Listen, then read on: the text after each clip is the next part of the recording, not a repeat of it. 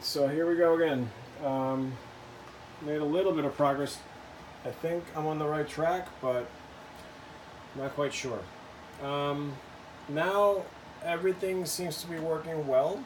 Let me show you. So there's a logo on that section. It's highlighted, and as it crosses over,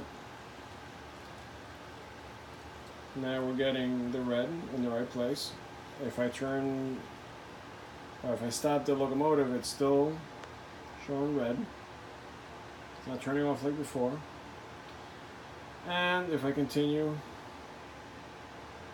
sorry about the momentum. Once it crosses, it will light up the next section. And before it wasn't releasing that middle section, but now it does.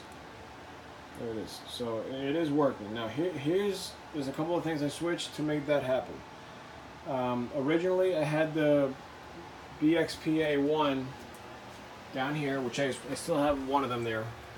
That's where I had it. That's the one I was using actually. What I did is I tested it without the bus. So these two wires are the ones that were running to the track through there, and then they were going all the way around the layout. It's a very long wire, and that's what I'm thinking. Maybe because it has to go all the way around into the peninsula and into this section, it might have been too much wire. I don't know. But once I put it here, I just have it there temporarily, and just ran the wires right up to the track from there. It worked perfectly.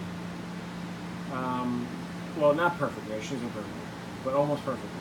So what I did is the bus that I was using for the rail, I plugged into the power instead, and then from there I just went directly to the rail, making the run a lot smaller for the rail power.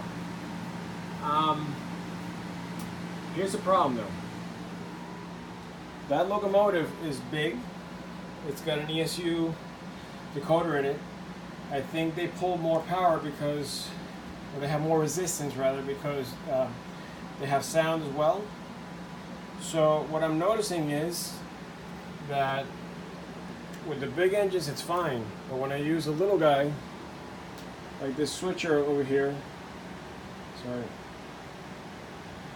this little switcher here has a lens decoder in it. It's an old Atlas engine that I had. It's not sound, obviously, it's small. It is setting off the block as usual. Even if I stop it,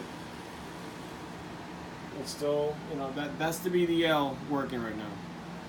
But as soon as I go into this reversing section with the little engine, it switches beautifully, but when I stop, off it goes.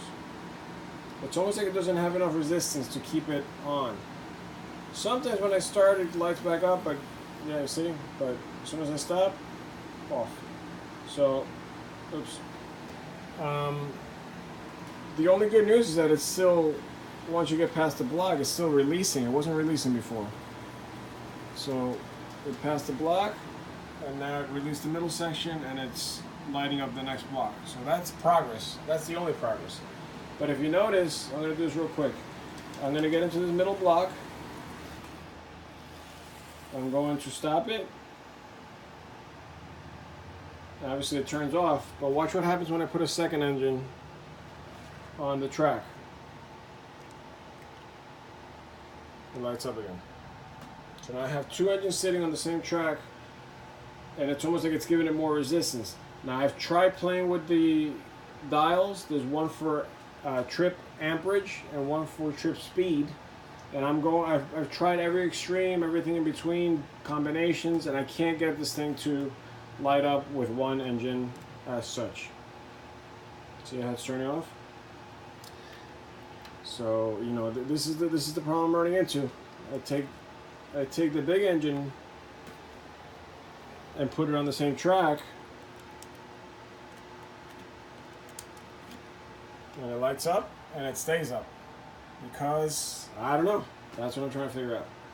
So I guess, I would have ideally liked to have had the two units right next to each other right there, just for neatness. But I guess I have to mount it by the actual section. You know, I can't have it that far away. So again, I use the bus from the booster to power this thing up, and then from there just a short 18 gauge wire up to the track. So that's what's happening right now. Help! Thanks.